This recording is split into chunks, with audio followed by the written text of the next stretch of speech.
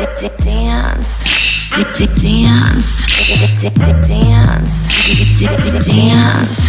You can see that look in my eye. You ain't gonna stop anytime soon. You ain't gonna stop anytime soon. Roll up while I cry. Here we go again. I mean, this is here we go. And there's and there's I mean, this is the truth show. I mean, this is the truth show.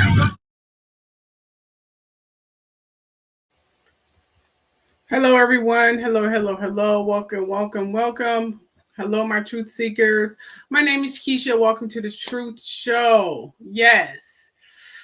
Just want to let you know we're going to be diving deep into some really good hot topics. The DOJ, have they arrested anyone? Will they arrest anyone? And what would happen to Pam Bondi? What would happen to her? Also, some brain food, breaking down some, myths and theories and old wives' hells and biblical misunderstandings and misquotes and things of that nature, and also a lot more. By the end of this live show, you will have a better understanding of everything, okay? And make sure you guys share. Hi, my loyal subscribers, Taylor and Alicia. How you doing? Make sure you guys share. Here are your warnings. Please note that this is all alleged. I've never met any of these people. I've deeply researched all of my information. This is a trigger warning. In this video, I may be talking about or showing sensitive material about some subjects or topics that may be disturbing or upsetting or may bring forth some troubling memories, as you read in the description or title. With that said, either in the video now or brace yourself. Aside from that, enjoy. Oh, I'm doing fantastic. How's my sound doing, you guys? I hope my sound doing okay. I hope it's aligned.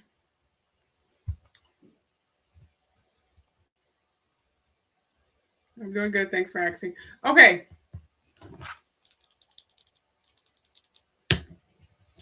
Okay, it seems that agreements between immigration and custom enforcement, ICE, and local law enforcement enabling offers to make federal immigration arrests have surged by 950%.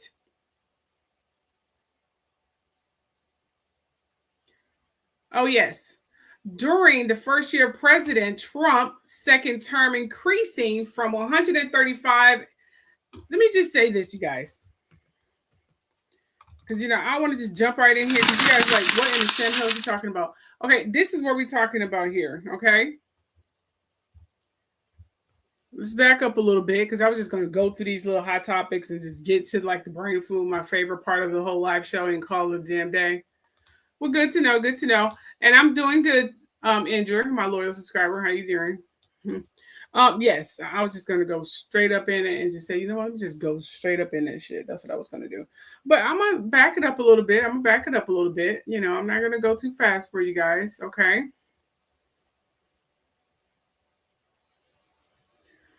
All right, so let's talk about this thing here. Okay, we're going to talk about, I think I'm missing hold on for a second.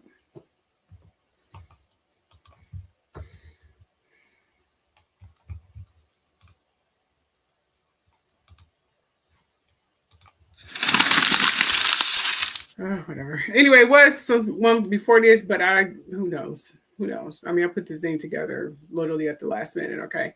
So it seems that agreements between immigration and customs enforcement, ICE, and local law enforcement enabling offers to make a federal immigration arrest. Now, this is about agreements that allow local police to work with ICE skyrocket. I mean, apparently there are some agreements that they are trying to implement that will allow the police to work with the ICE members.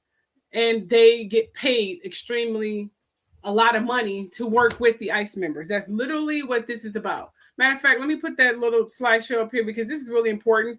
So let me just give you guys a little something to listen to. Sorry for the inconvenience, my love. It just be 30 seconds, okay?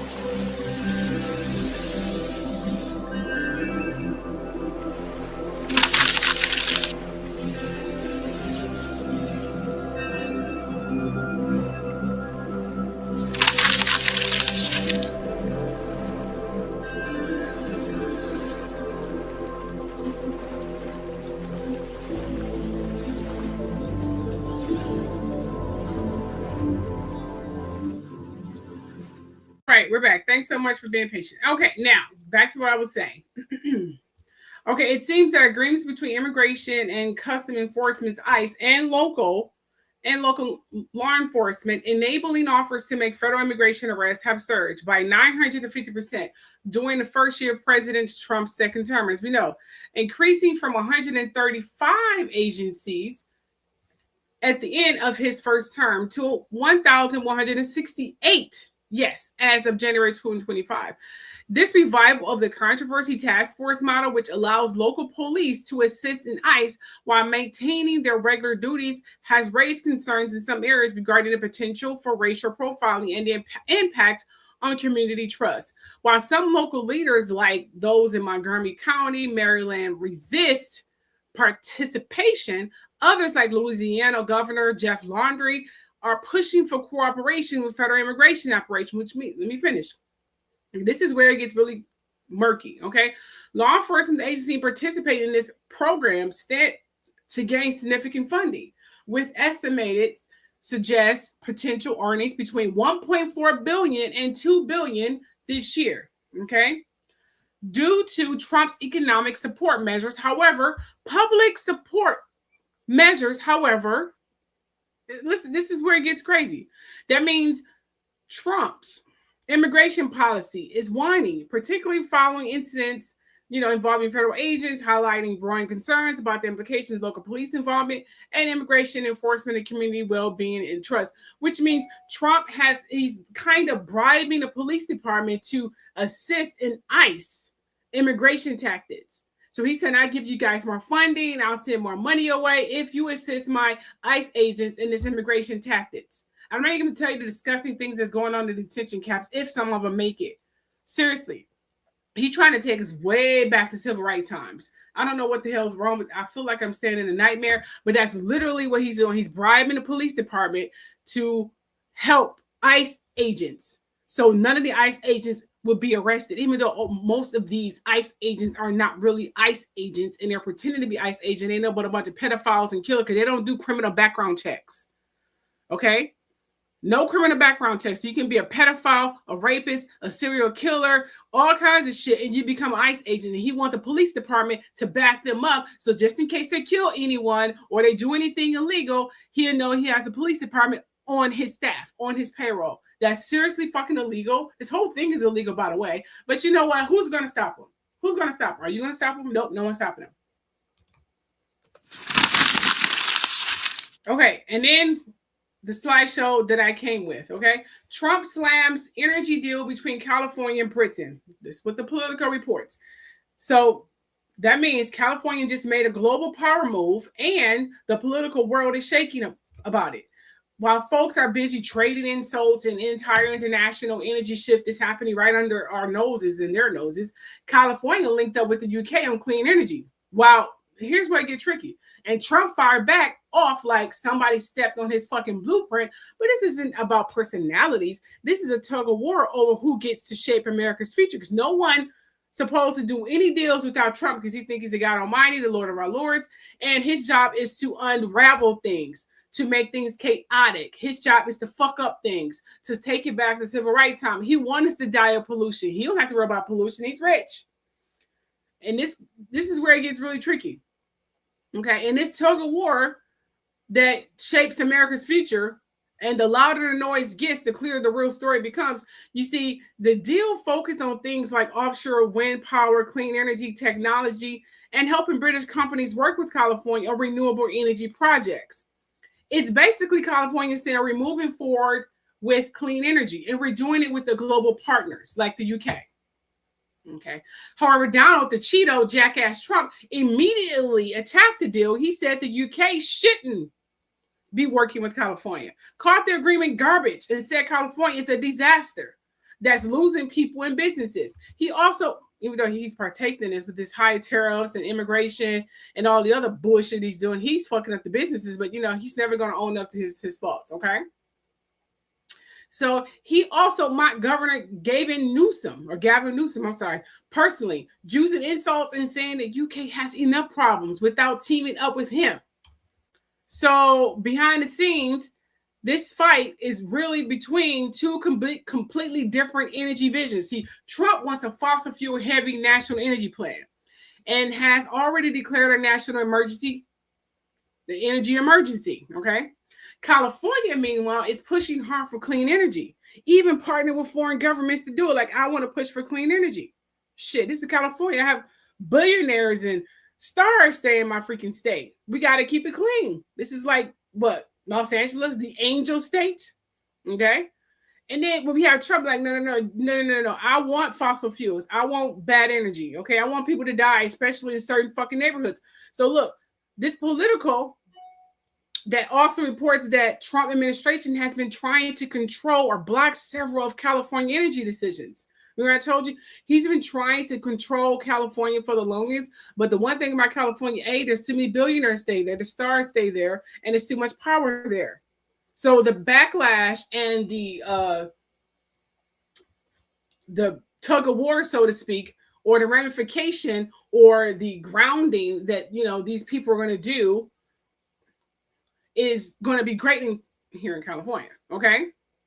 So California, okay, has been blocking several of whatever, but he's trying to block several California energy decisions as well, including the offshore wind, the hydrogen projects, and even he want to be control of everything. He don't want governors in there. He want to get rid of the governors. He want to get rid of the mayors, whoever. He want to have control of every fucking thing. He think he is a fucking god, okay? Okay, so that means, like I said, offshore wind, hydrogen projects, and even dam removals, because they clash with this national agenda of fucking up shit. So this isn't just Trump versus Newsom. It's a power struggle between federal energy policy and state level climate leadership, with the UK that's caught in the damn middle. Like, I'm just trying to partner up with people who's having the same outlook and clean energy as me. I am just looking out for my people, so I got to worry about my people dying of carbon monoxide poisoning or whatever disease you can get from toxic air.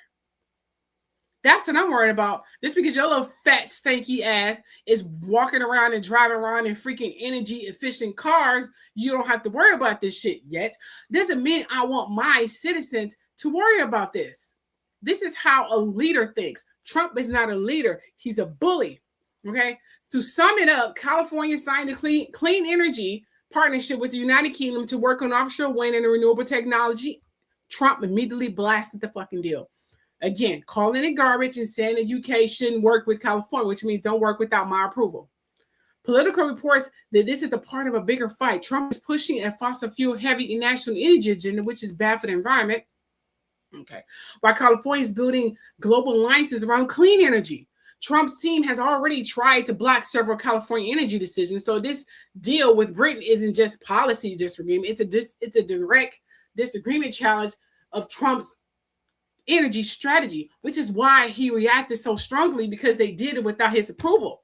And it goes against his sick ass fucking agenda to, make the air toxic and people can die and, die on the streets or whatever. He don't care. I mean, you don't have to deal with that stuff. He's in Richland. They don't have that shit over there. Hell, they don't even have the same pipeline or the sewage systems over in the Richland.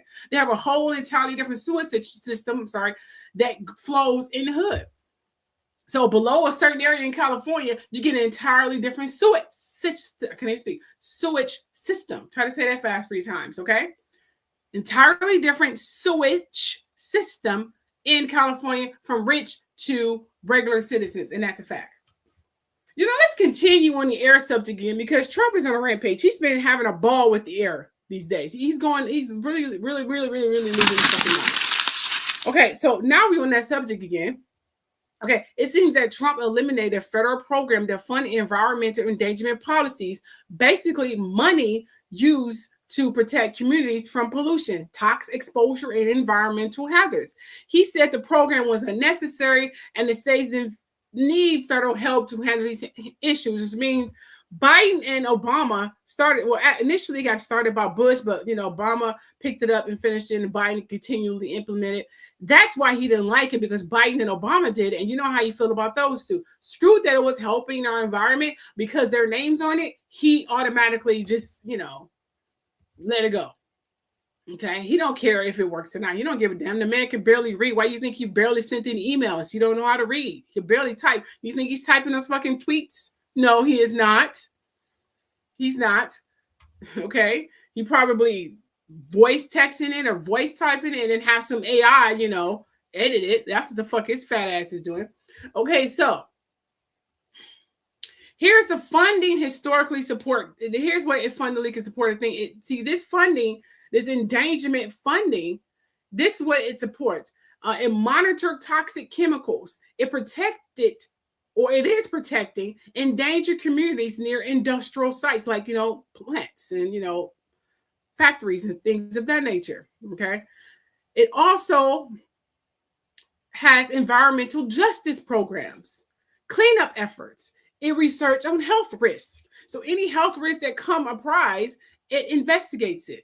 It researches and finds some solution to prevent it from happening or happening in general. So by cutting it, the federal government is stepping back from those responsibilities because he's trying to cut corners to line his pockets and to put money into that stupid ballroom he's trying to freaking build. Why he say he cut it though? Trump public reasoning why he cut this thing. He said the program was wasteful. States should handle their own environmental issue. That's what California was doing, but then he had something to say about that. So he's a hypocrite to his own freaking complaining. Okay. The federal government shouldn't be funding unnecessary environmental protections. This fit with his broader energy and environmental agenda, which favors deregulation. Yeah, deregulation. Yes, fossil fuel expansion and reducing federal environmental oversight, which means, and let me just break it down because, this is probably going over your head. Make sure you hit the like button. Communities that rely on federal help to monitor pollution will have less supports, like inner city people. States with fewer resources will struggle the most, which means our water and air will be toxic. The clouds it'll be more cloudy than it'll be sunny. Okay. Environmental justice programs lose fundings. So environmental programs will go bankrupt, and then that goes our whole water pollution, it goes our air, and people pretty much will be dropping dead. Okay. So yeah, absolutely. Companies face fewer federal checks on pollution. So if there's no money, how are they going to do anything? They can't do it for free. They have families too. They have bills. Okay. The burden shifts from the federal government to states and local communities. This is especially significant for it. And here's where it's going to hit the most, the areas he don't care about because he's never been of limited means a day in his life. So he don't know how they live, but he will.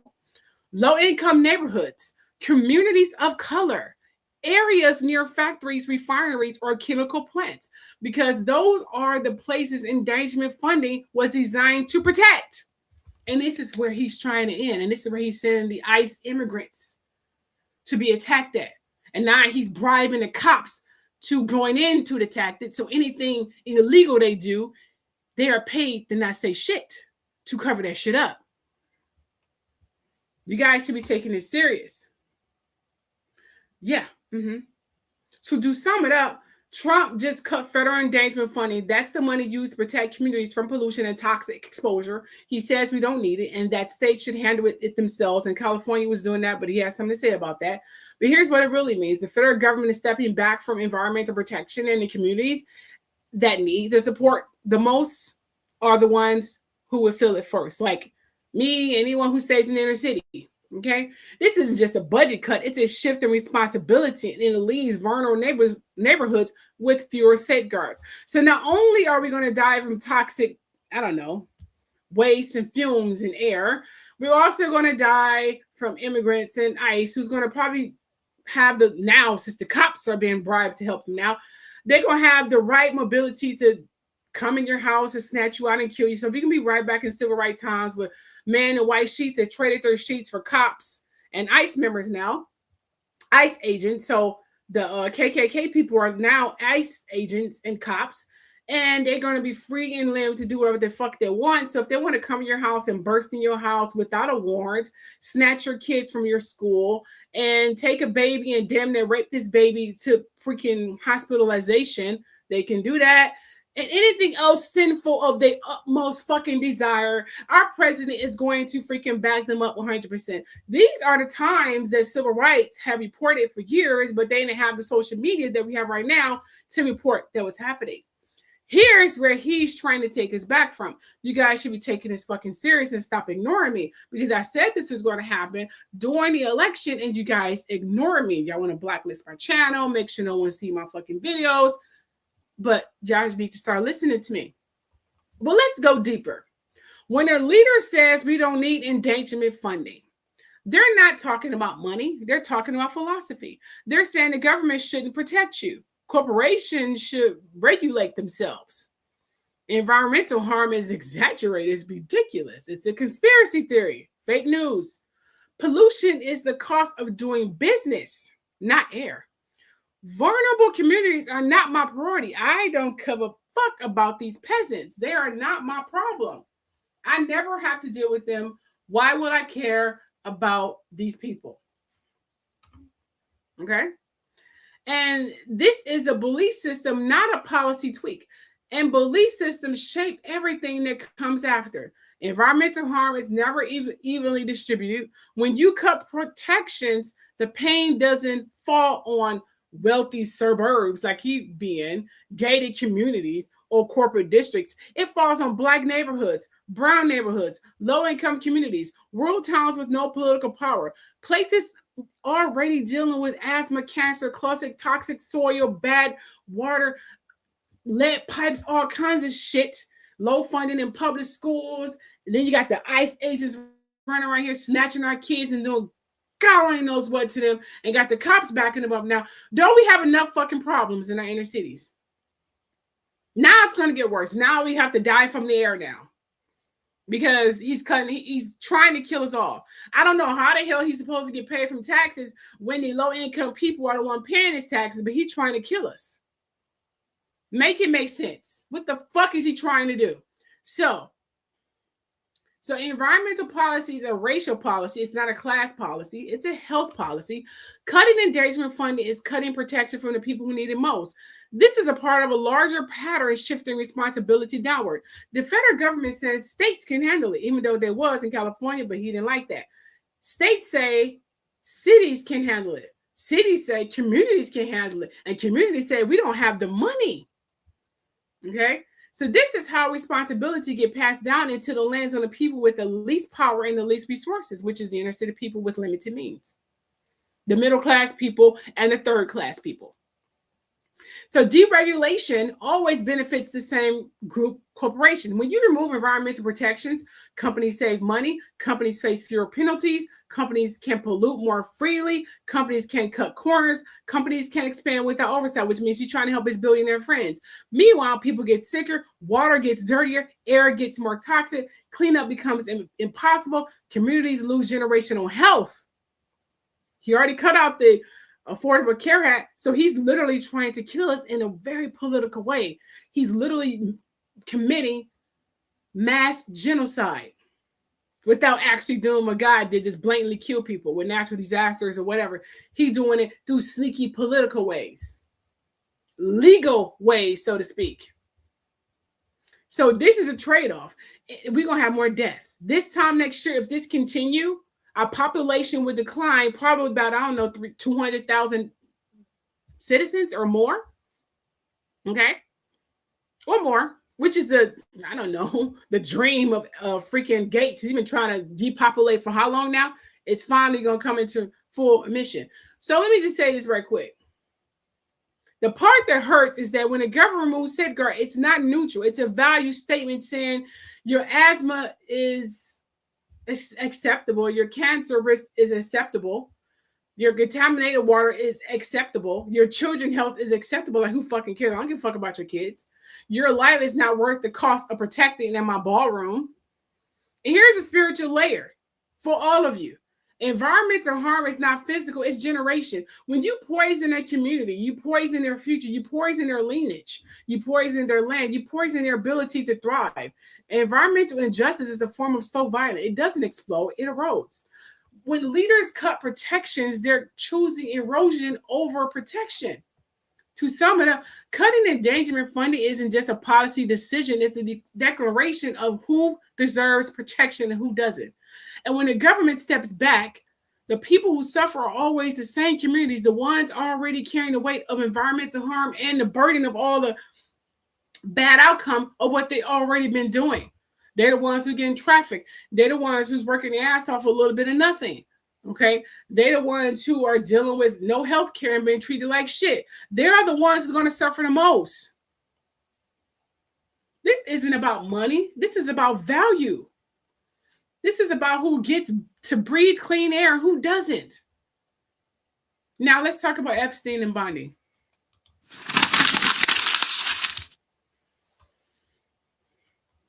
Now, what Pam Bondi can do, because I think a lot of people are confused of what her power is. Some people are thinking that Pam Bondi has a limited power. Let's talk about her job description. Let's talk about the beach blonde bimbo and her fucking job description. Let's talk about that a little bit, because I think that's a topic that needs to be discussed. Okay. Her jurisdiction. What power she actually has? That's the question we should know. What power does Pam Bondi has? Okay, we know Pam Bondi is the U.S. Attorney General, which means she oversees the Department of Justice, aka the DOJ. But she does not personally control every document, nor can she unilaterally release or unseal federal case files. She doesn't have that power. Does she know that? Probably not. She has a serious God complex and serious Stockholm syndrome. I think she's a freaking psychiatrist. Her role is to carry out the Epstein Transparency Act, which requires the DOJ to release certain Epstein-related documents. That's her job. Oh, yeah. I want you guys to take a listen to this, and then I'm going to go further into the description of the Bondi. Okay? Give me a moment.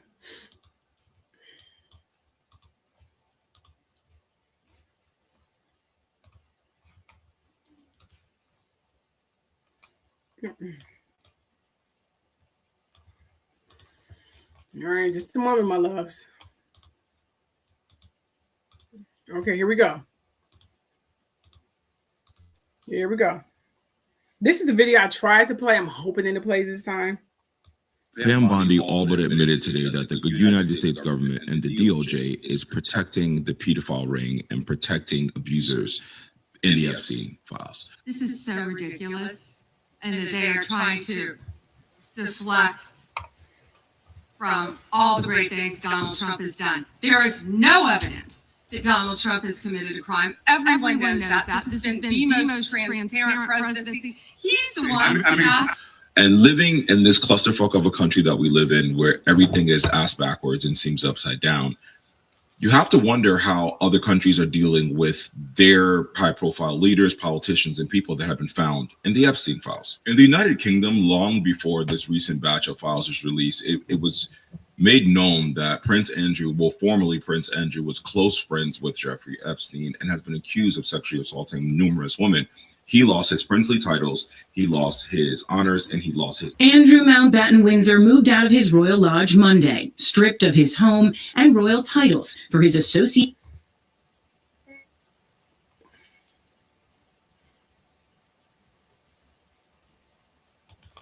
with Jeffrey Epstein and accusations of sexual... In addition to that, just this week, Lord Peter Mandelson, the UK ambassador to the United States, resigned due to lying about his connections with Jeffrey Epstein. The UK Prime Minister is most likely to resign for appointing him. He, the UK Prime Minister, apologized to Jeffrey Epstein's victims, and several top aides have resigned due to advocating for the role in his appointment. This is the United States. I'm going to rule out a pardon for her in her testimony deposition yesterday. I've discussed with the president recently because, frankly, it's not a priority. He's focused on many of the issues that the American people are dealing with. And we're moving on from that. In Slovakia, a national security advisor to the prime minister has resigned due to his ongoing correspondence with Jeffrey Epstein about young girls. But as you know, it is not a crime to party with Mr. Epstein. And so as horrible as it's not a crime to email with Mr. Epstein, but it's also the kind of thing that the American people need to understand, that It isn't a crime to party with Mr. Epstein. Mona Jewell has resigned, who served as Norway's ambassador to the UN, because it was discovered that Jeffrey Epstein left both of her kids $10 million in his will. Look, the whole thing is a hoax. It's put out by the Democrats because we've had the most successful 6 months in the history of our country. Sweden, Joanna Rubinstein, who was a former chair at the United Nations, has resigned on February 2nd due to her family visiting Jeffrey Epstein's island 4 years after he was found guilty and convicted. Once again, this is America. No one in Congress is blocking Epstein documents. No one in Congress is doing that. What we're doing here, Republicans are preventing Democrats from making a mockery of the Rules Committee process. So you have a country where our president is confirmed to have been besties with Epstein, has been confirmed to have allegations of sexual assault against him, has been confirmed that his name has been redacted over 1 million times in the Epstein files. The Epstein files that have some of the most grotesque, gruesome, and evil acts of sexual assault and pedophilia in them, yet no one in this country has been held accountable. No one has resigned. No one is arrested. No one is convicted. Our government is saying it's a hoax, and our government is trying to convince the American people that the Epstein files don't exist, that the list doesn't exist, that no crimes have been committed. This is why it is very dangerous when the rule of law and due process go out the window, when we are entering into a fashion totalitarian state where we can just lie and do whatever we want. Pam Bondi just straight up lied today. And it is not your fault if you feel crazy in this country because the things that are supposed to be happening are not happening. We are reading these files and everyone should be fucking thrown under the jail, but they're not. But they're not. Pam Bondi all but admitted today that the United States government and the DOJ is protecting the pedophile ring and protecting abusers in the Epstein files. This is so ridiculous, and that they are trying to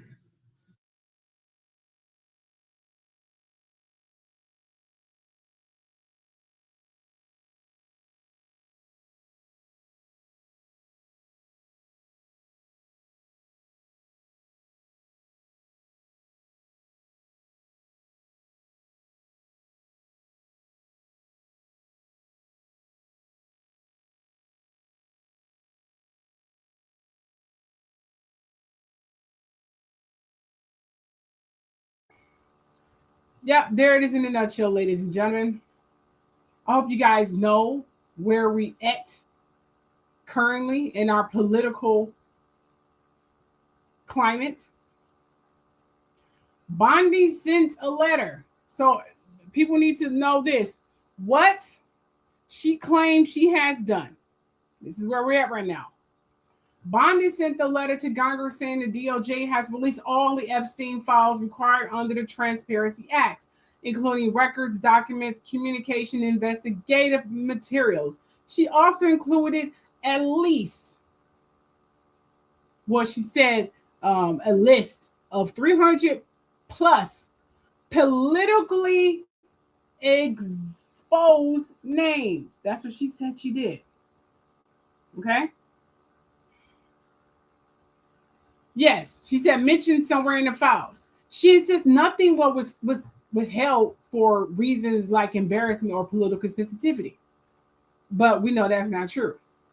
Now, what she has actually done based on the oversight hearings? Well, during the congressional hearing, Bondi defended the Trump administration handling of the files, attacked lawmakers questioning her, refused to apologize to Epstein survivors who said the DOJ mishandled the release, dodged questions about missing or improperly redacted documents when there's literally improper redacted documents all over the Epstein files, and I personally seen them.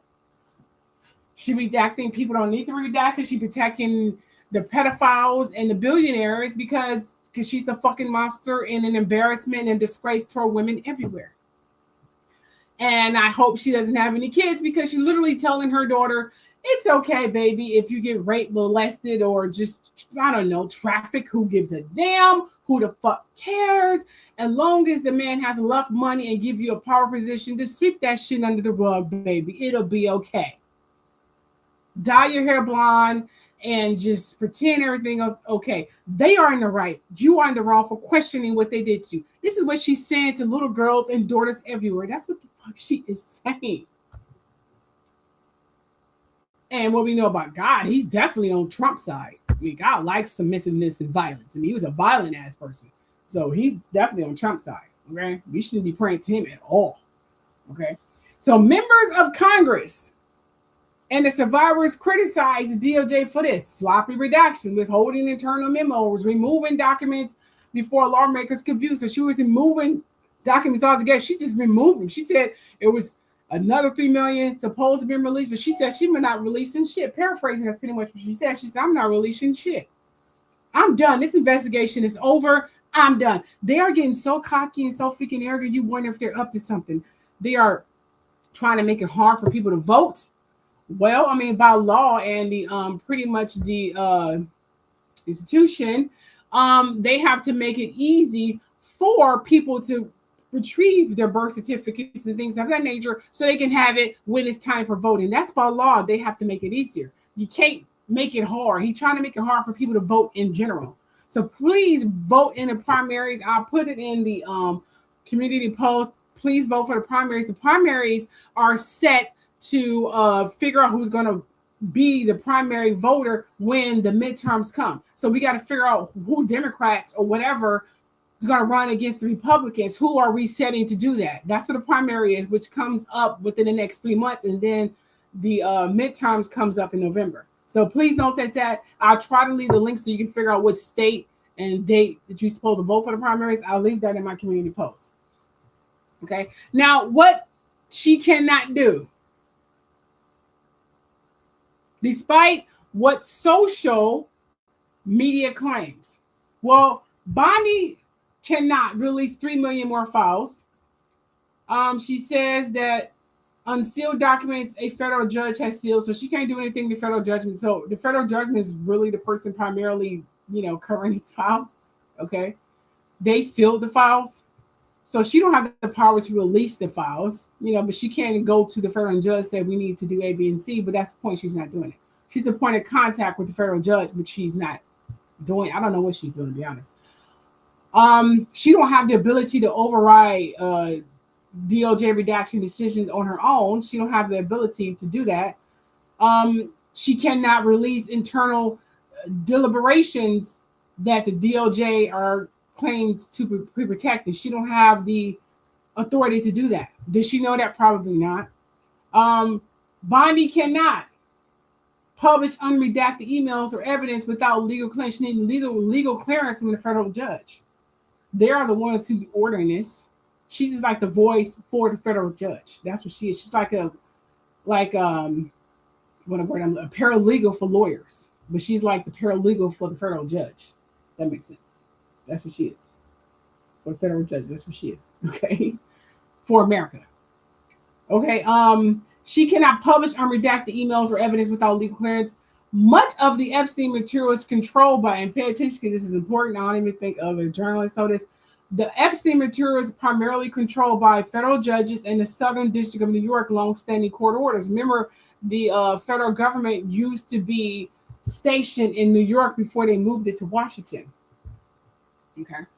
That used to be the hub of the federal government, but they moved it to Washington. Okay. It used to be the hub of everything at some point in New York. Okay. So do know she don't have the authority to release the file, but she can go to the federal judge, and say we need to release these files. We need to have these files unredacted legally. We need to do A, B, and C. But she don't have the federal power to do it or order it herself. She has to get approval for the federal judges. It's the federal judges who are doing this. We don't know what judges are doing this or who judges are doing it. Okay. We just know they're the fuck are doing it. And then making her take the blame for it. And she's stupid because she thinks she probably do have power, but she don't. But she's not making them do it either. She's not voicing that she's making them doing it. She's not saying, I'm trying to have them do this. I didn't know that the files were this redacted. She's literally acting as a pedophile enabler. She's acting like the Ghislaine to all the pedophiles in America. That's what she's doing. She don't make it easier. She's actually going to lose her job and be publicly shamed. They're trying to give her the benefit of the doubt, but the dumb blonde is not listening. She's acting like a dumb blonde, like the orange Cheeto Donald Trump that she's starting to look like a female version of. Okay, so please notate, there is no federal evidence that she ever promised to release millions more documents. That's what they're saying. Now, why? Here's what pay attention now. This is important, okay? What she isn't going to do based on her statements, behavior, Bondi has made it perfectly clear in her letter, her testimony, her refusal to apologize. She's never going to submit a letter to anyone to do anything. She's not going to submit a letter to the federal judges to do nothing. Her testimony basically blames that she's not doing a goddamn thing. Her refusal to apologize to the victims for not taking her statements or saying that we care about you, because she don't. Her defense of redaction, she's not going to defend and say, okay, why'd you guys redacting the wrong thing, because she don't care.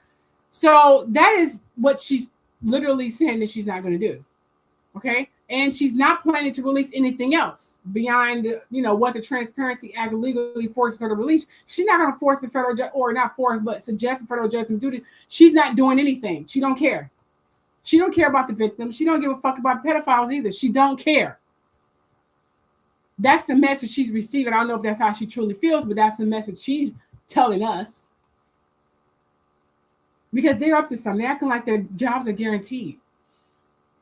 It's not guaranteed, because the transition is going to happen whether they want it or not. So, but this is what she did do. She also defended the DOJ's decision to withhold certain materials under the deliberative process privilege, even though lawmakers argue the act requires those internal memos to be released. To sum it up, Pam Bondi'S keeps saying the DOJ has released all the Epstein files required by law, but Congress and survivors said that's not true. She can only release what the Epstein file Transparency Act forced her to release, which means she's basically saying, I don't have the ability to tell them to release the whole thing because I don't have the power to tell them to do it. I can suggest it, but it's not up to me. Because she probably don't even know she don't have that power herself. And quite frankly, she don't care. She just want to be done with this entire fucking subject and people move on and let Trump continue fucking up America. So, listen, she cannot unseal federal court documents or drop millions of extra files for social media claims. What she has done is defend the DOJ's redactions. That's what she has done. She refused to apologize to the survivors and avoid answer why certain documents were withheld or removed, because she don't know. Because she really don't know. She's not going to say that because I guess that will make her seem like a team player. So she just don't say, look, I don't know why they're not doing it. Because she's probably afraid of being fired or killed. Who the fuck knows? Okay, so the idea that she's sitting on 3 million more files she promised to release is not supported by any verified source and legally because she don't have that power. Okay? Okay? She couldn't release them even she wanted to because she don't have the power to do it. So she's acting like a very subordinate puppet to the federal judges in court who are really the ones withholding it without verbally saying that I am asking them to do this, but I can't make them do it because that would mean she's not being good at her job. Even though her job is to do what's right, but she's a wimp. She don't have a backbone. And she's completely naive. So that's summing it up. Let's move on to the next slide. And no other live show is going to get in details with this shit. Only here. Share. I don't give a damn how rich and famous they are. They would never get in detail about what I'm talking about right now. Now, in further news, Epstein Ranch in New Mexico bought by family of Trump Republican candidate. All right, let's go deep here because headlines like this get people spiraling. But the truth is a lot simpler than the internet wants it to be. Epstein New Mexico ranch didn't magically land in hands of some secret insider. The buyer is public, the process is public, and the story is nowhere near as dramatic as the headline makes it sound. Okay? Oh, yes. However, it seems that Texas political candidate named Don Huffins who publicly calls himself a MAGA Trump Republican, like he's a definite MAGA supporter. He's racist as fuck. was revealed to be the new owner of Jeffrey Epstein former Zorro Ranch in New Mexico. So he want to be just like Epstein, want to eat children and have all the underage orgies his heart content. Okay. I'm not saying, that's not verified source, but that's literally what, he is. But, you can come to your own conclusions. Okay. So this came out after reporters traced the purchase through public records. Now, the key fact is the Epstein Ranch, okay, the Zorro Ranch was sold in 2023. Okay. Yeah, it was put up for sale after Epstein died and is set on the market for years. It was bought through an LLC called San Rafael Ranch, LLC. That's normal. Wealthy buyers often use LLCs for privacy. Okay. Third, reporters traced the LLC back to the family of the Don Huffins. So they did an investigation like Don Huffins is the one doing this. So Huffins is a Texas political figure who calls himself a MAGA Trump Republican. Like he's true Republican. He drinks Trump's blood. He's a true racist. He's running for Texas comptroller. So he's trying to run for Texas comptroller. So he's trying to get into the political government. We don't want him in the political government. That'll be sending us back 67 fucking years. And we don't need him nowhere near our government at all. Okay? So the sale was legal and public. His family bought the rent at a public auction, not in secret deals. So it wasn't a secret. I mean, you could just look this up. Okay. There is zero evidence of any connections between Huffins and Epstein. It is, but whatever. This is what the media is saying. Now, reports does not claim he knew Epstein. He visited the ranch. He was involved in Epstein crimes. He had any prior connection. It simply confirms who bought the property after Epstein's death, which is, in fact, it did. The only reason, I should have said, this made headlines is the political label, Trump Republican Epstein Ranch, which equals clicks. But the facts are pretty much straightforward. So to sum it up, here's the truth. Behind the headline about Epstein's ranch, the property was sold in 2023 to an LLC, and reporters traced the LLC back to the family of Don Huffins, a Texas candidate who brands himself as MAGA Trump Republican, which means he worshipped the ground Trump's walk on. Okay. He cares if it's a rapist or a pedophile or racist, who the fuck cares, and who cares? That's how you feel. There's no evidence he had any connection to Epstein. Remember, a lot of clients of Epstein use alias names and use their real names. I just want to point that out. His family bought the ranch at a public auction after years after Epstein died, which is true. The headline sounds explosive, but the story is simple. And it's about who purchased notorious property. And that's basically what it is. A MAGA supporter just bought Epstein's ranch, and he is about as racist as fucking Trump. And don't tell him what else he's done. And I'm sure he does know Epstein, but, a lot of Epstein clients use alias, and a lot of them was not talked about through his emails or had any paper trail. I just want to point that out. Now, let's talk about Erica Kirk. Okay, because the internet's running wild with Erica Kirk name tied to Epstein files, and most of what's circulating is pure distortion. But we're going to go ahead and break it down into clearer terms. Oh, yes, I'm going to break this down cleanly. Okay? Oh, yeah. So viral posts claim Erica Kirk was in the Epstein files as a recorder. The rumor exploded across TikTok and X in the late 2025, like last year, especially after the death of her husband, Charlie Kirk. Take a look at these clips and then we'll move forward.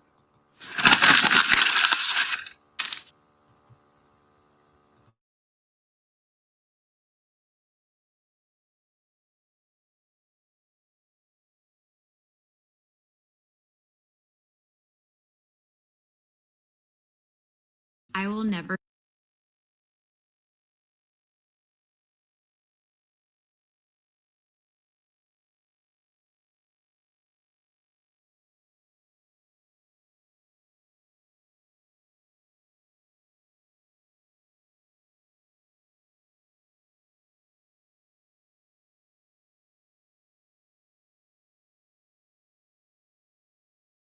Sorry, that video was not playing, so I'm going to see if I can pull up this video for you guys. For some reason, when I downloaded, the sound didn't get downloaded. So I'm going to see if I can pull it up so you guys can see it, okay?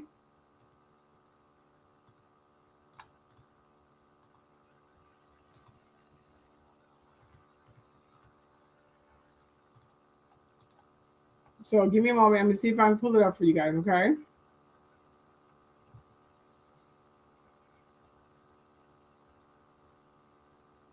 because I really want you guys to see that video. It's something you guys should really see. Okay.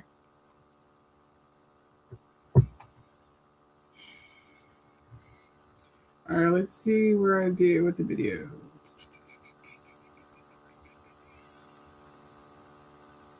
Where is the video?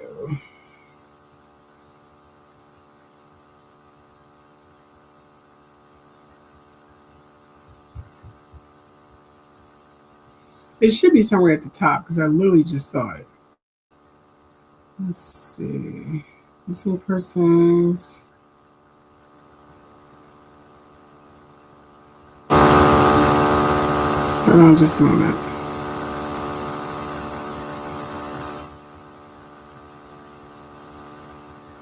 Let me know if you guys can see it.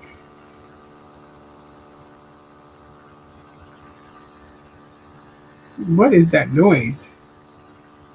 I don't know where that noise is coming from.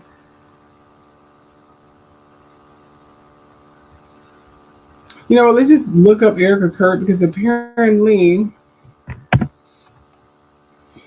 it's probably somewhere in these lists that I just got to be telling you guys, but I can't find it. There it is right here. Like I have something very unique to offer this whole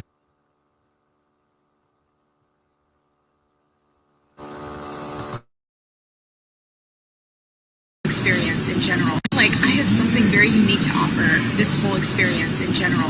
Like I said, I'm very coachable, I'm very trainable. In general, that's a tough one. I really have to say that we live in a free country. So if you want to watch it, turn on your pay-per-view. If not, then why don't you turn on something else that's a little bit more G-rated? Does Erica Kirk have ties to a non-for-profit called Romanian Angels, which is somehow linked to child trafficking? The new Epstein documents didn't just name names, they exposed the main roles. And buried inside those files is confirmation that Erica Kirk wasn't just in Epstein's world. She was actively operating inside it as a recruiter. And once Romania shows up in the paper trail, that's when this stops being speculation and starts looking coordinated. Because this isn't about who Erica married later or how her life turned out after. This is about why her name keeps surfacing in places it shouldn't. The documents show repeated access and repeated involvement in the same recruitment system Epstein depended on. Epstein didn't run his operation alone, and he didn't rely on random people. He built a system that depended on women who could move comfortably through elite spaces and blend in without raising alarms. This account said, it's worth remembering, Epstein's network documentedly used women as spies. They were often attractive women from modeling or pageant circles. Kirk was in Trump's pageant, and then once placed in a relationship or role, they would move messages, gather intel, and normalize extremist ideas inside elite circles. And they were right. These were all pipelines. Because once you track Erica's movements in that system, especially with Romania in the mix, the pattern becomes impossible to ignore. Before Charlie Kirk, before Turning Point, before the whole clean-cut rebrand, Erica was already moving through beauty pageants, audition rooms, reality TV casting calls, and fashion-adjacent spaces. And no, she wasn't just trying to make it. I think I always had that girly girl hidden within me. After being such a tomboy and experiencing that my whole life, it was like, oh, I can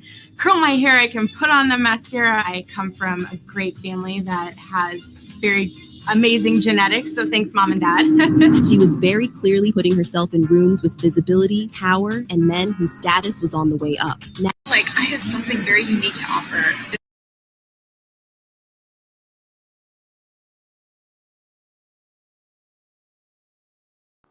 There you go. There's an outlook of your girl, Erica Kirk. I thought that was a very profound and very good analysis of Erica Kirk. I don't know who she is. I didn't even know who the fuck she was until I started doing these Epstein things, and that Kirk dude came into the picture. Other than that, I didn't know who else she was.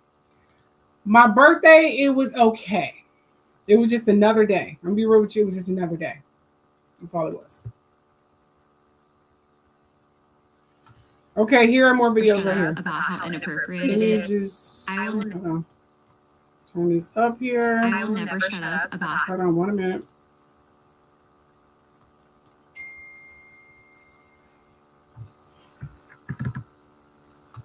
I will never shut up about how inappropriate it is of the text exchange and comments that Erica Francevay left on this 15-year-old girl's Twitter and Instagram and text messaging when Erica was 25. So Last video, some people were complaining I was in the way too much, so going to try to completely get out of the way.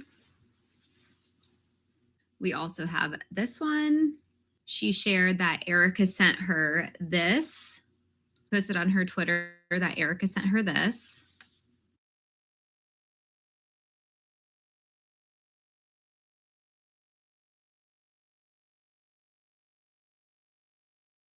Just in case you guys didn't pick that up, Erica Kirk was doing exchanges with a 15-year-old girl. Okay.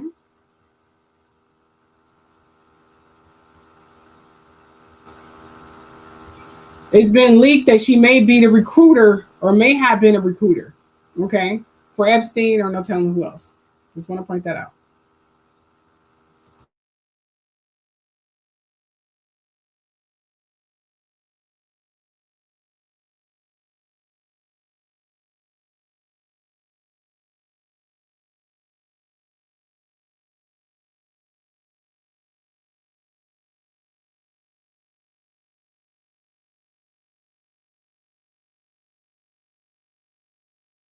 And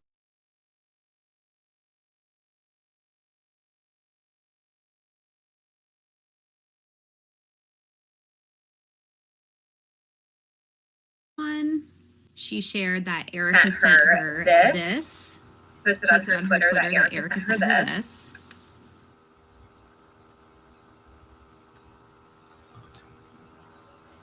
And it looks like after that, her video stopped, playing the thing. So I'm just going to voice it off. This being the picture, it says this being, hold on just for a second. Since this being, let me go back. Hold on just a second. Girls in, hold on, let me go back. She said Erica sent her this.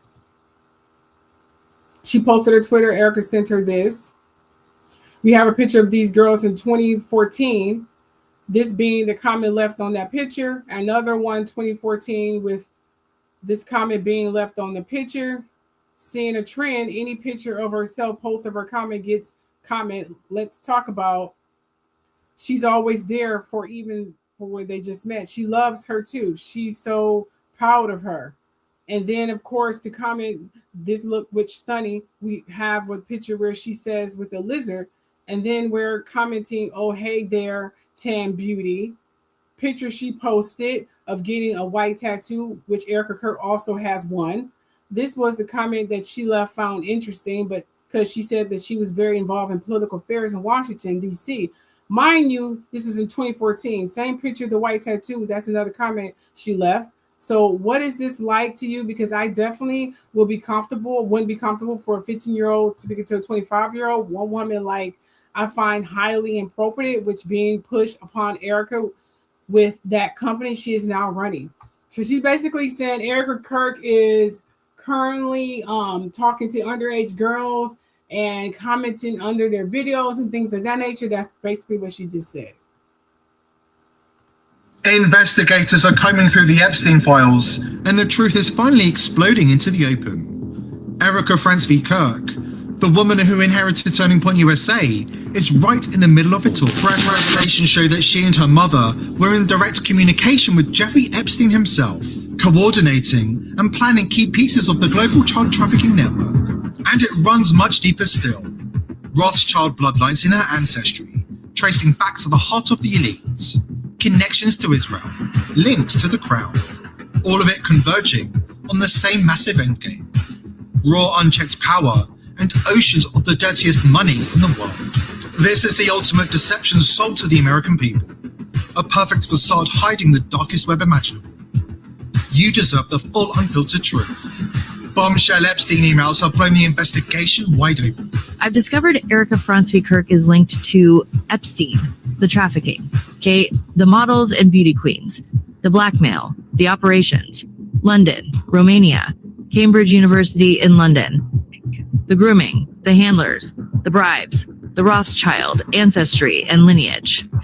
That country in the Middle East and the crown, all leading to the power and the money. This is the ultimate deception to the American people right here. Charlie may have been fooled and tricked, but I believe in the end he found out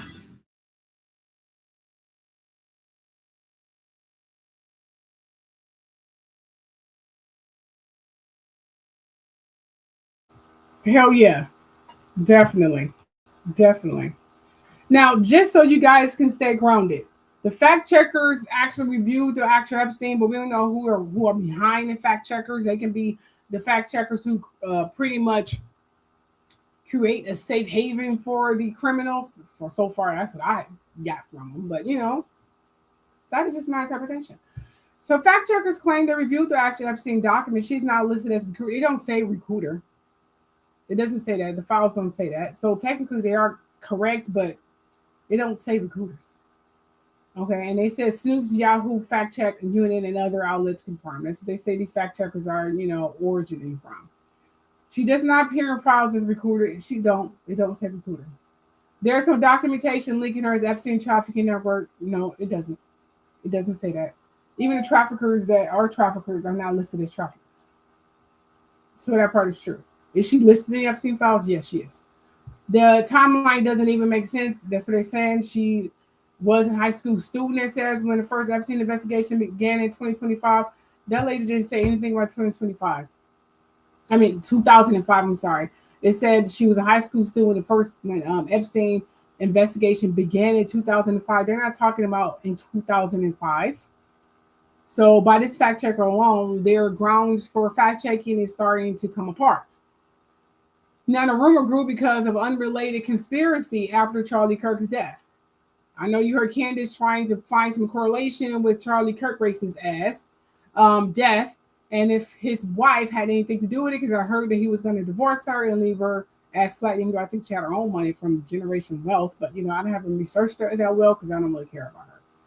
After Charlie Kirk was killed in 2005, conspiracy accounts started connecting Erica to Epstein, trafficking, Mossad, and even claimed she had her husband killed. All of these claims were apparently debunked and based on online conspiracies. How many times conspiracy theories going to turn out to be actual theories and actual facts? How many times? But some rumors came from satire and people didn't realize it. One viral claim about Erica Kirk being removed from the Charlie Kirk. Let me get a visual here.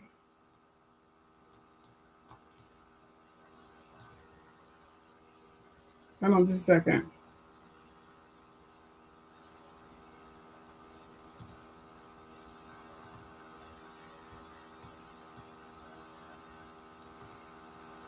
Anyway, whatever. All right, so let me go back.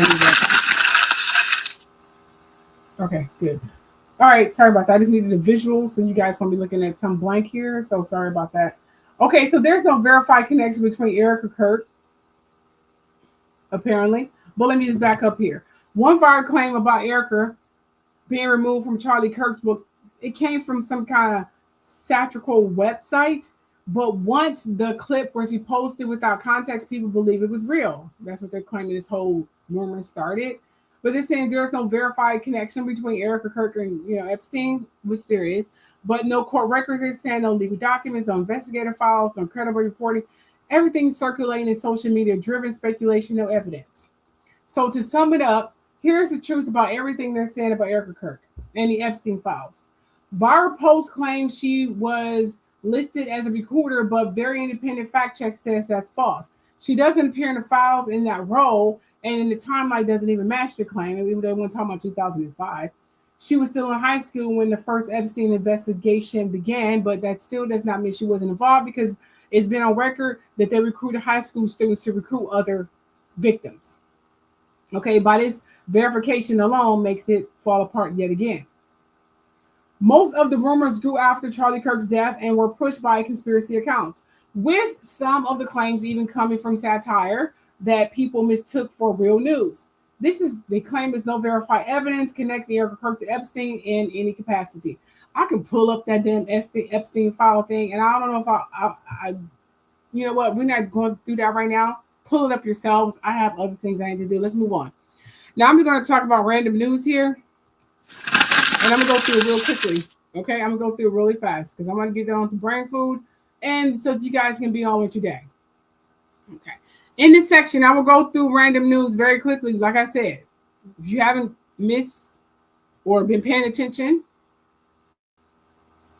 because I'm assuming a lot of you have missed a lot of these headlines, I'm going to go through them real quick. Okay.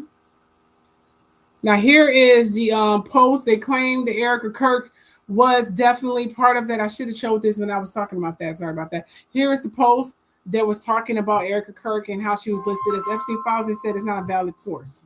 They said it's not a valid source. That's what they're saying. Okay. So here's what I'm going to say here.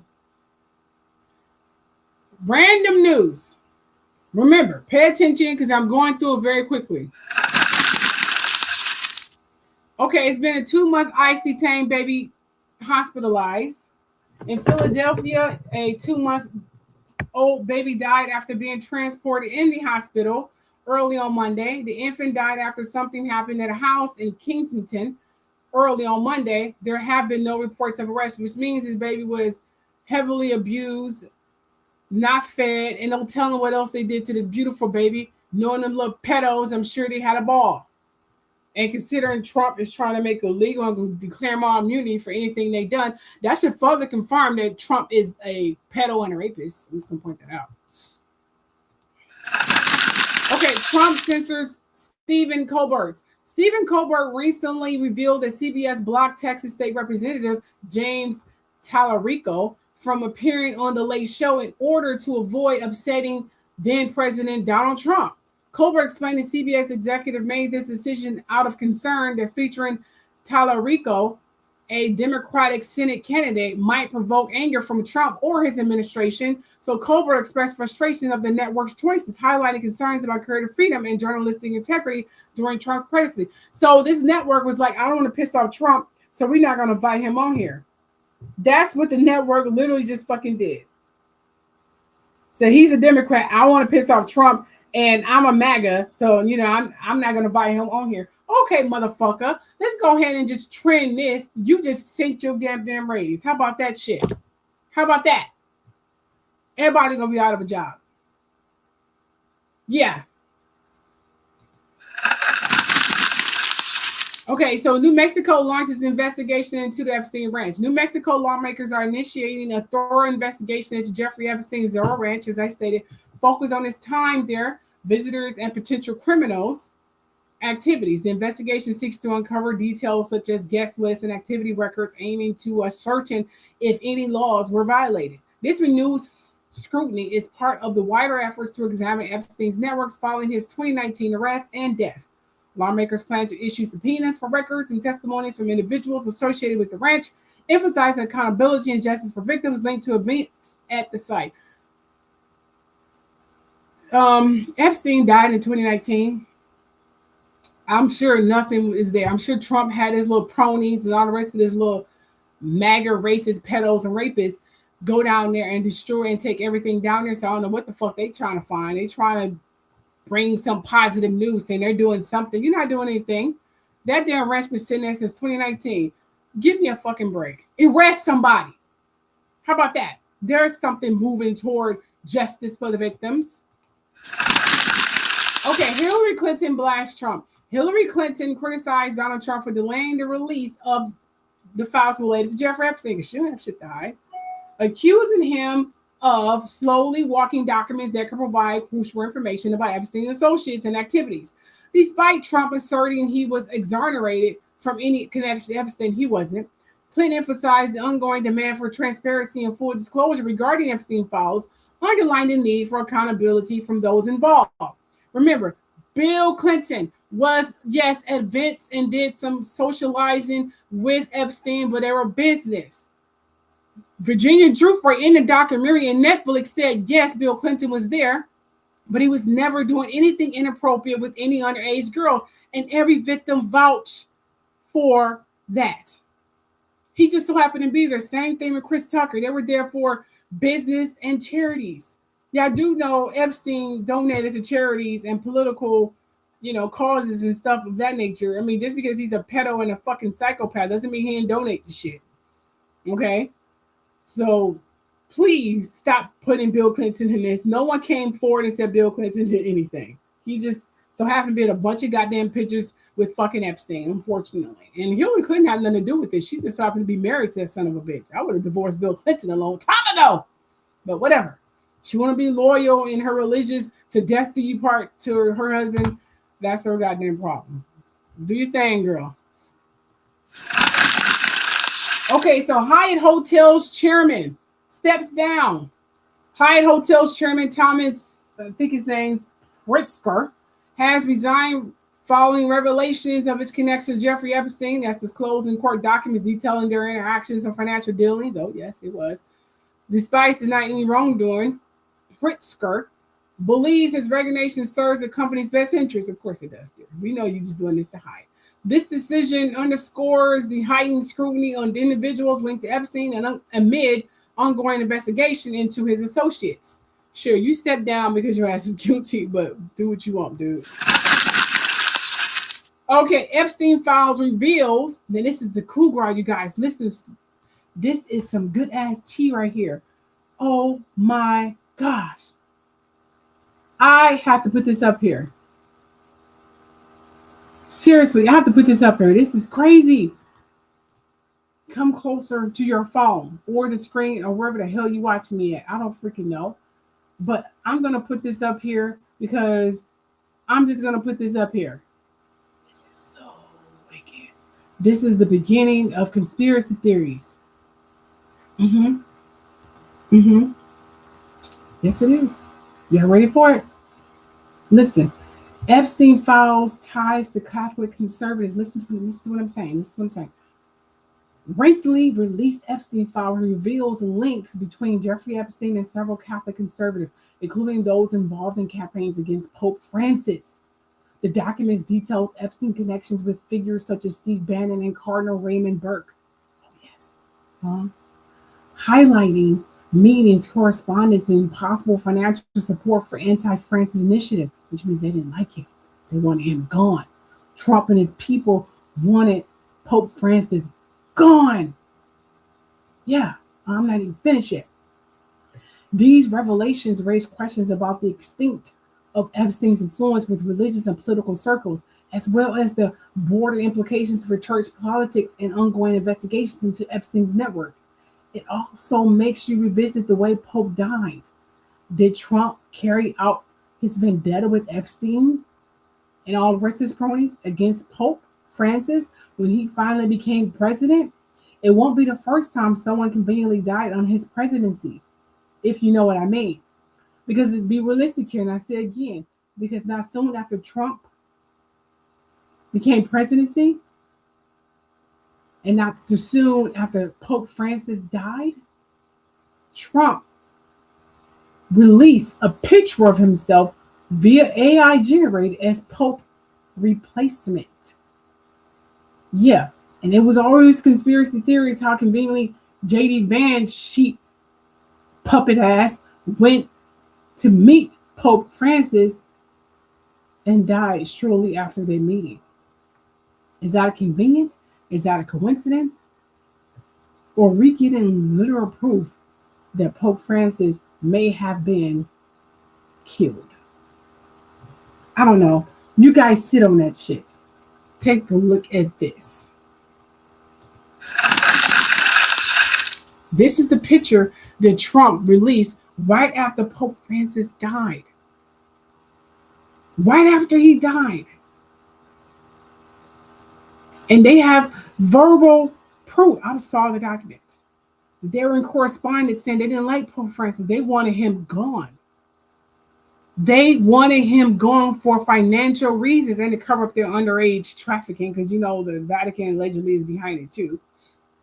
Oh yes. Listen to this. New documents from the Epstein files show one of Donald Trump. Hold up just a moment.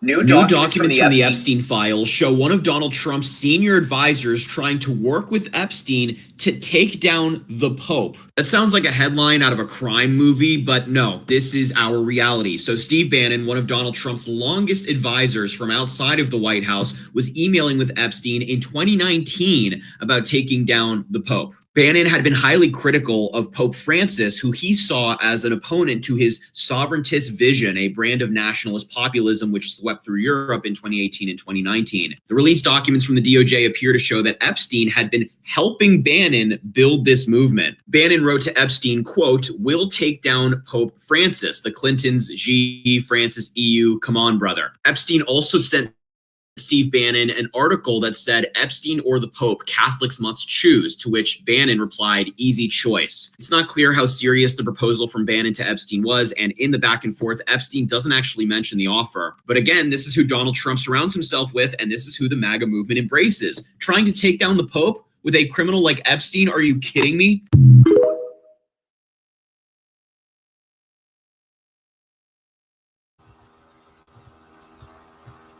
Told you.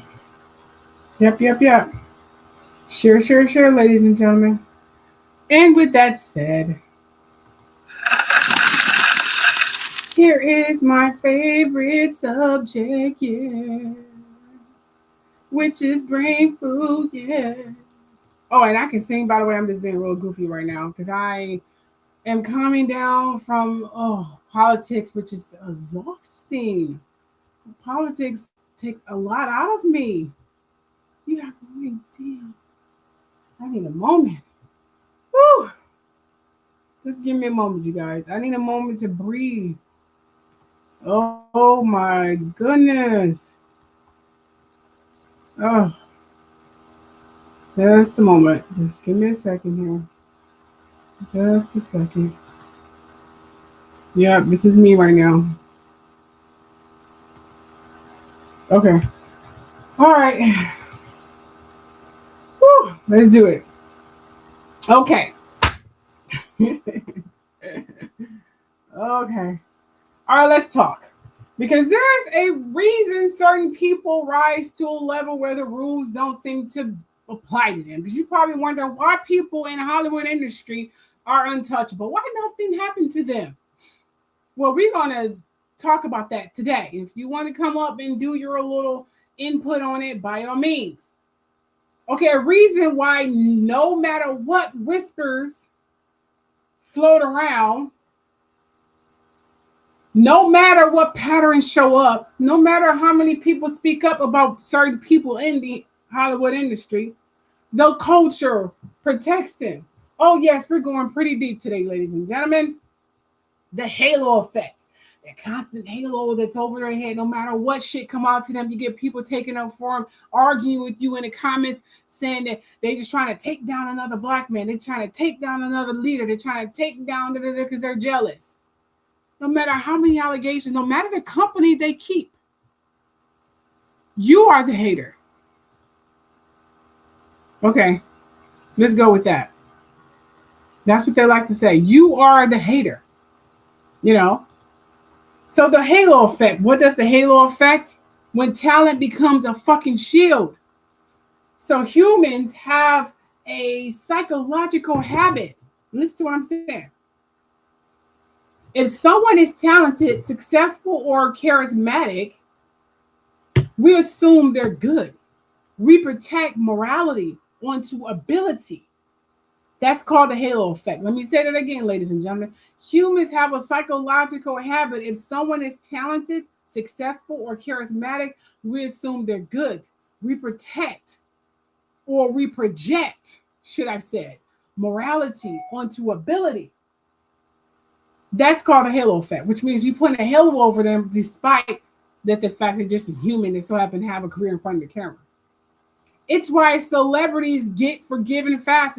This is why we overlooked Michael Jackson and all his weird tendencies.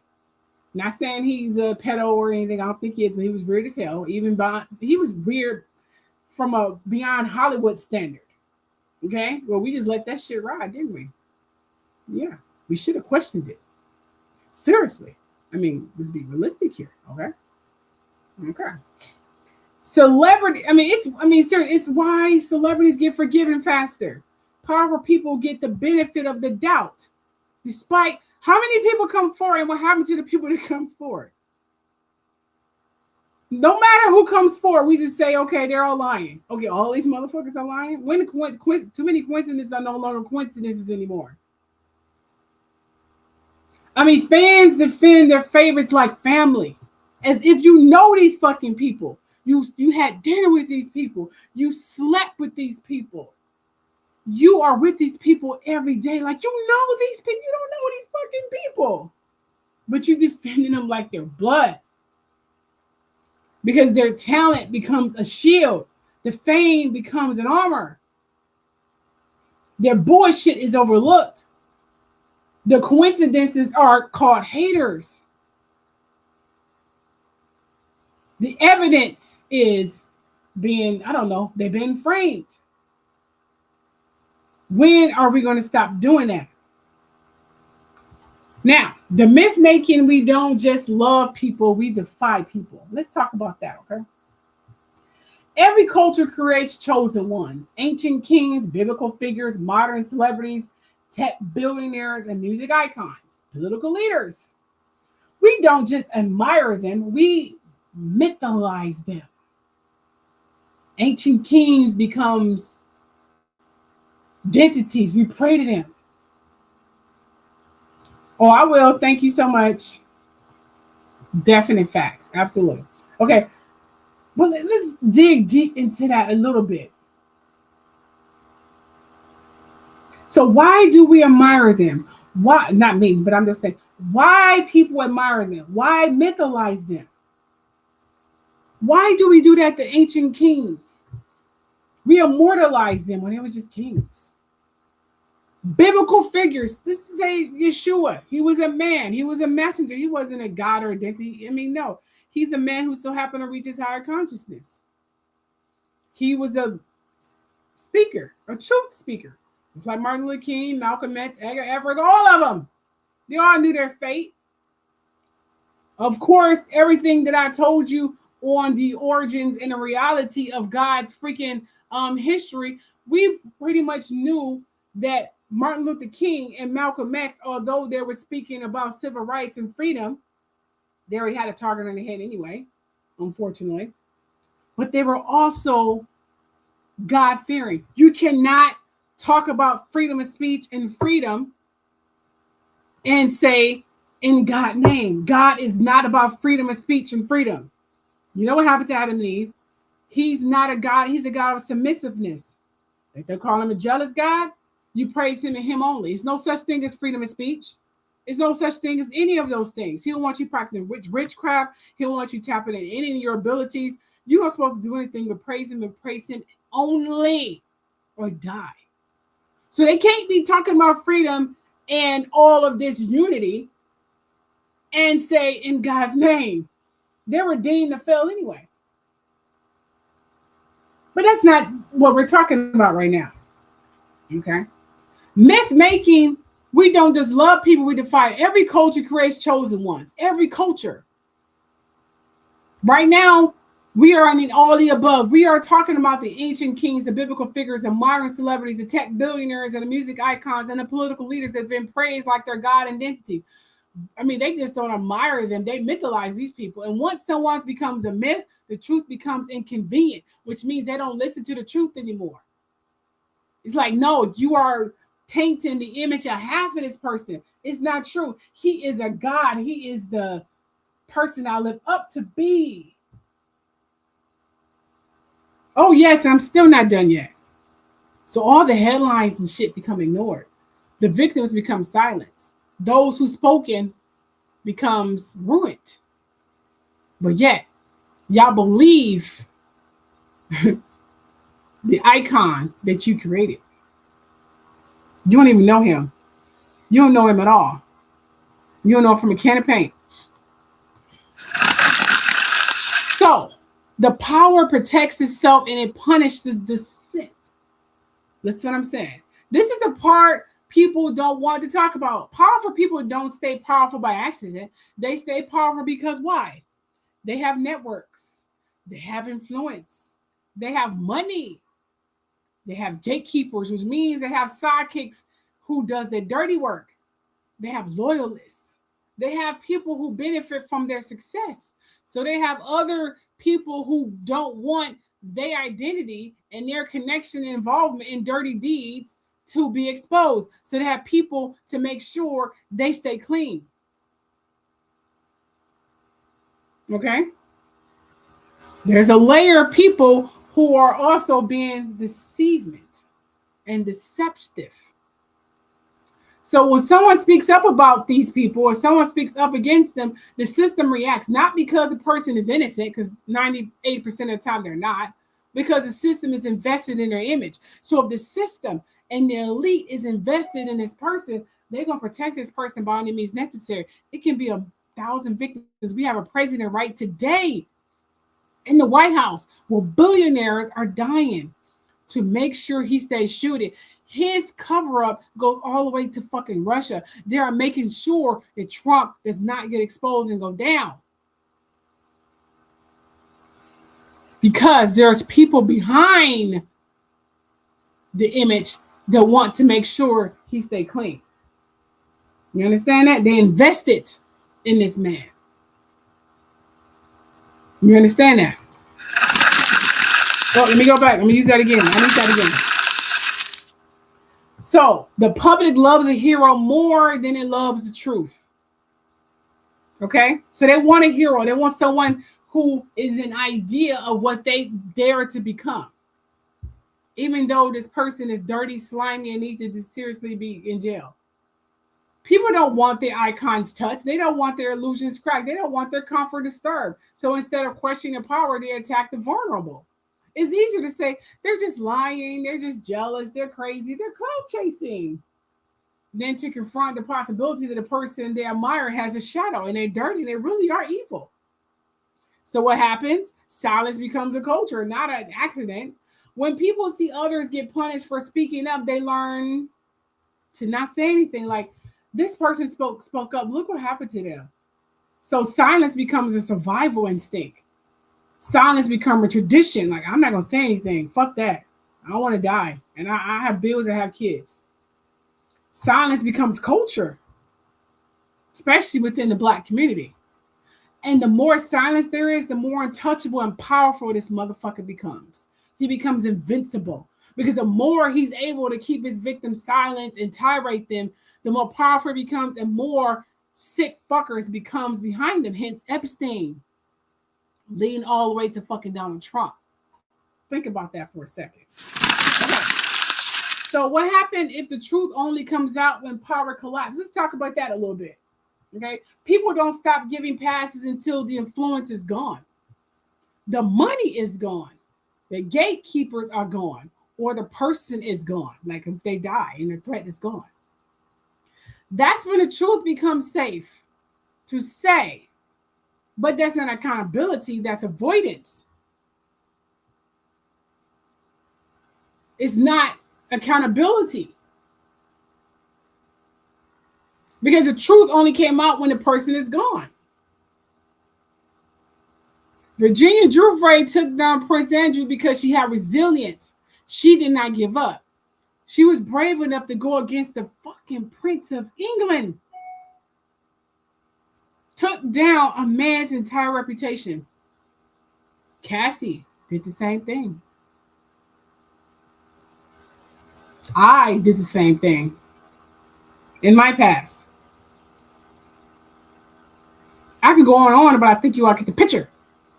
It takes one person brave enough to not give up. Continue on with the fight. Don't become silenced by threats. If you have to get witness protection, get witness protection. Collect the threats. Give it to trustable feds, not the ones who's been paid by this icon, but the ones who also want to take down this icon.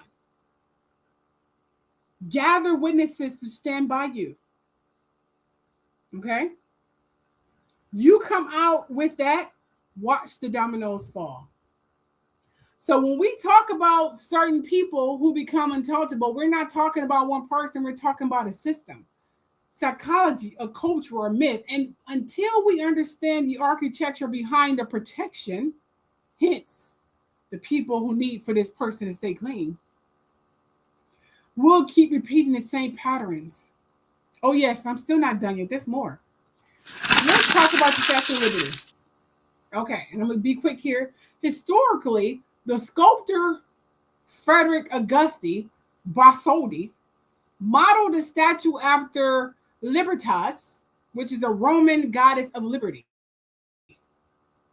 Okay. Columbia, early American feminine symbol.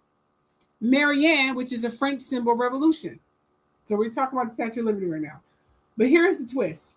Bartholdi was also heavily influenced by Egyptian goddesses, especially during his early, projection proposal. This is Bartholdi. Okay. Who was the Egyptian goddess associated with? This Egyptian goddess was associated with light, guidance, protection, the rising sun, the morning star, and the torch of knowledge. You know who that is? You know who all represents that? Sorry about that. Goddess Isis. It has been a historical argument and debate that Lucifer was not a man, but actually Goddess Isis. There has been some historical facts that Yeshua, Jesus, was also Goddess Isis, but they changed it to a woman, that those are all literally the same person. Oh, yeah. What am I saying? Isis, if you can look this up, you can credit check the fuck out of me. Okay? Isis, Venus, and Lucifer all share overlapping symbolism, even Yeshua too. But let's break this down clearly, okay? Isis is a goddess of magic, wisdom, rebirth, associated with the morning star, often depicted with a torch. Sounds familiar? Or radiant crown. Symbol of enlightenment and protection. Venus, the actual morning star, Latin name Lucifer, meaning the light bringer, symbol of illumination. Yes, that's what Venus is. Lucifer, original meaning means not a demon, a poetic name for Venus. Symbol of light, knowledge, and awakening. So when you say Lucifer equals Isis equals Venus equals a morning star, you're not wrong. You're tracing symbolic lineage, not theology, but you're tracing back to the same female identity, which is Goddess Isis, which is why they are trying to cover it up. So the Statue of Liberty, and I had to learn this, although I already had ideas of it, but I didn't want to vocalize because I've always been the oddball in the group, which means the Statue of Liberty is an embodiment and a statue depicting Goddess Isis. Just to sum it up. That's what it is. In a nutshell. Take a listen. Look at these clips. Lucifer, Latin word meaning light bringer, a metaphor for Venus, not a demon. Satan, a Hebrew job title meaning the accuser, basically the cosmic prosecutor, not a fallen angel. The devil, a later mashup created from folklore, politics, and fear-based storytelling. Now here's the twist. Revelation says 666 is the number of a man. And the most common form of carbon, the element that makes up the human body, is 6 protons, 6 neutrons, 6 electrons.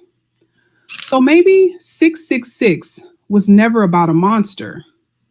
Maybe it was about us, the physical human condition.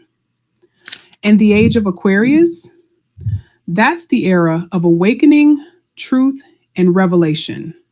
Not the end of the world, the end of the old world. Maybe the real villain was ignorance, and the revelation is the awakening.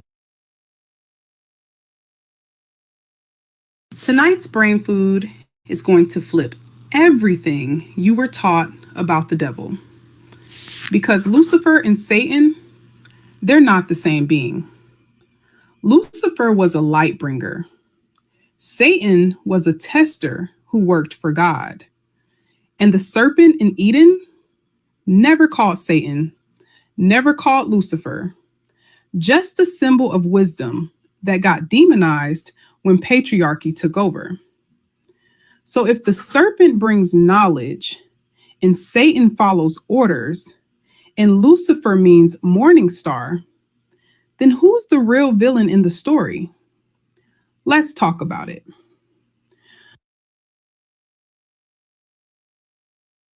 Let's talk. We already know Lucifer in the original text meant light bringer, the morning star.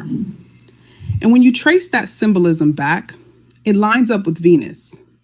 And Venus lines up with Isis, the Egyptian goddess of light, wisdom, and protection. Guess what?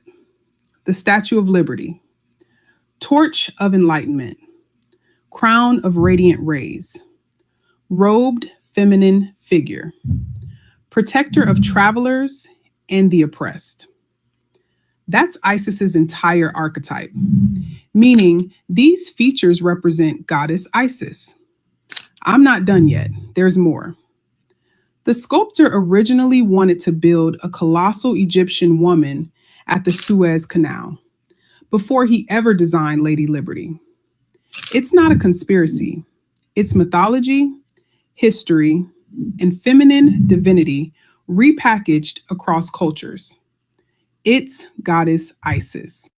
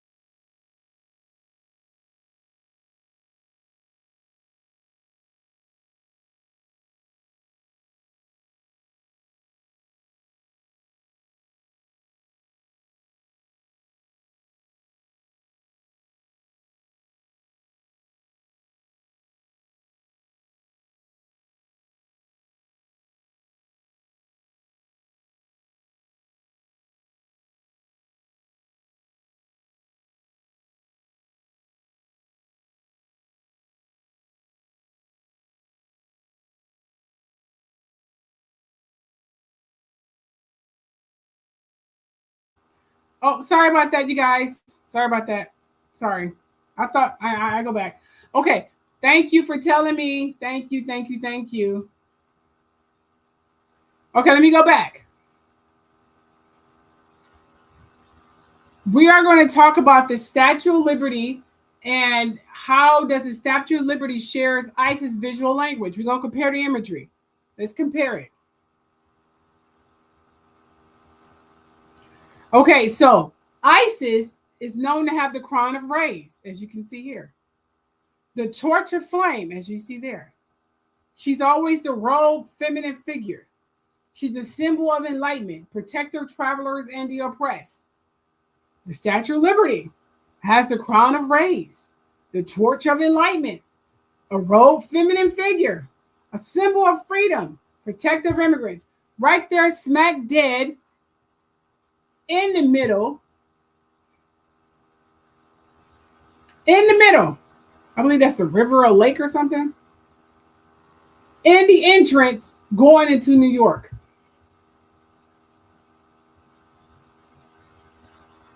Right there. That's what the Statue of Liberty is. Right there in the entrance for New York. Right there in the middle of the ocean. Or lake or whatever it's at. I honestly forgot, seriously. But the point is to smack there right there. So anyone who's entering by boat or whatever, It's a symbol of freedom. It's a symbol of going into New York. New York, that used to be the key demographic and place for our government before they moved it to Washington. It used to be in New York. Oh, yes. So the parallels are not accidental. They're archetype. So Bartholdi was drawing from the same symbolic well. Bartholdi wanted to have a symbol of goddess Isis. So he created this feminine figure in representation of goddess Isis / Lucifer. So Lucifer was originally a woman, not a man. But the Bible is known for switching female deities and goddesses to men. Are we surprised by that? No, the hell we're not. Now, let's dig a little deeper here. So we have the biblical DID, masculinized feminine figures. Now, this is historically documented, by the way. So these are the biblical figures that were turned into male figures. We have Sophia, or just literally obliterated and not talked about in the Bible. Sophia represented wisdom, but she became extracted. Do you even know who the fuck Sophia is? No, y'all don't. Okay. Azariah was erased. Like, who cares about Azariah? Who cares? Lilith. We don't know about Lilith because Adam and Eve. But she was demonized for having a voice, because God don't like people who have voice. God don't even like women. Then we got Ishtar and Astartes. Well, Ishtar / Astartes became false gods. Their reputation became obsolete because feminine divine roles were reassigned to male figures, or if they did have a reputation being good, they changed those people to male angels and figures. So to give a clear thing here, the light bringer became masculinized into Lucifer. I mean, it's no logical explanation. That's literally what happened. So Lucifer became a woman, even though it was originally goddess Isis. But who cares? Who cares? Okay? Women are supposed to be divine entities and powerful figures, even though in history they are, but whatever. So, they say it's not documented, but it is. They say it's not supported, but it is. But I digress. So, who is the Statue of Liberty? So, is the Statue of Liberty actually Isis? Let's get deeper into that. Okay. Well, not officially. They're not going to admit it. U.S. government calls her Libertas. So, absolutely carries the archetype of Isis because that's what she stands for. Okay.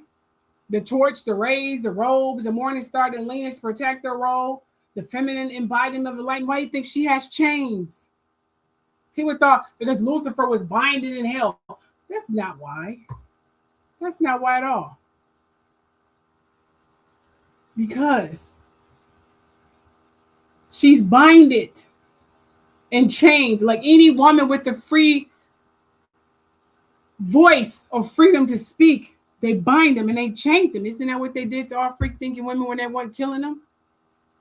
They bind them, they chain them.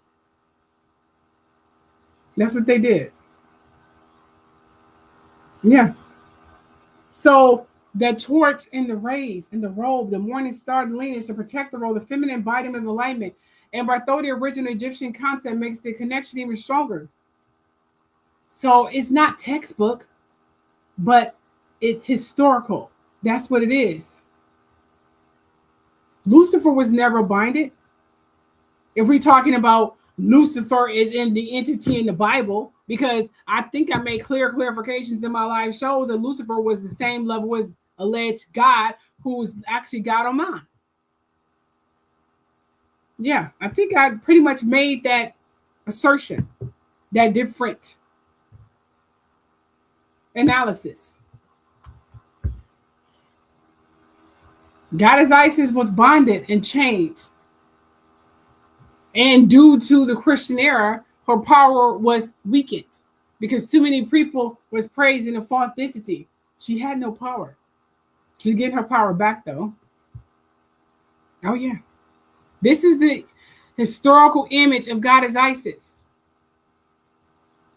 Well, actually, he said that was a historic image of some other goddess, but you get the drift. See the comparison here. They're pretty much the same, just different names. So you see, when you start comparing Lucifer, original meaning, the light bringer, the morning star, to the goddess Isis, and then you look at the Statue of Liberty, the symbolism lines up a little too cleanly to ignore. Oh yes, the torch, the rays, the robe, the feminine figure of Enlightenment. That's Isis' entire archetype. And I'm still not done yet. There's more. The sculptor originally wanted to build a colossal Egyptian woman of this Suez Canal. That's what this person's supposed to be. But Suez Canal was embodied after goddess Isis. So when we ask whether Lady Liberty carries the energy of Isis, we're not talking conspiracy. We're talking symbolism, history, and the way feminine divinity gets repackaged across cultures into male dominancy. We are talking about historical inventors, if you want to go in kind of current times, where inventions were put into the patent office and white people took over. Or they took over, tried to replicate it, but they couldn't keep it going. So the invention ended up going and being faded with time. You wonder why those really fancy refrigerators and stoves and all the other stuff that you see in old videos, 1920s and 1930 videos, are not there anymore because the people originally created them are dead. A lot of them got killed during civil rights times. The creator was not alive to continue on his manufacturing. They tried to duplicate it or replicate it, but they couldn't. So that's what happens. The Statue of Liberty is embodiment of goddess Isis. She stands for liberty. She stands for protector. That's what it is. Genesis is originally called the gene of Isis. If you want to know who would take down Donald Trump, you might want to look to goddess Isis. And all of these feminine figures, they got shunned from Sachet, from Oya, from Mayette, from Bastet. Any of these figures who stood for any voice of freedom of all mankind, male and female, if you have a freedom to speak and freedom to stand in your own light and your own spirituality, they stand with you. They will protect you. You are their equal. You are not their peasants. So don't pray to them. You ask for their guidance, ask for their help, but you don't bow down to them. Please don't take that, okay? So make sure you differentiate where your stance is. Don't bow down to them. You ask for their guidance. Ask for their help, okay? Don't bow down to them. Just want to make sure you understand that. And that's all. Thanks for staying throughout the duration of this video. Thank you, Blue Lotus, for telling me I was not talking. Most people don't say shit. So thank you so much. You guys have a wonderful day. I'm hungry. I'm out. We see you. We see you. We remember. We remember.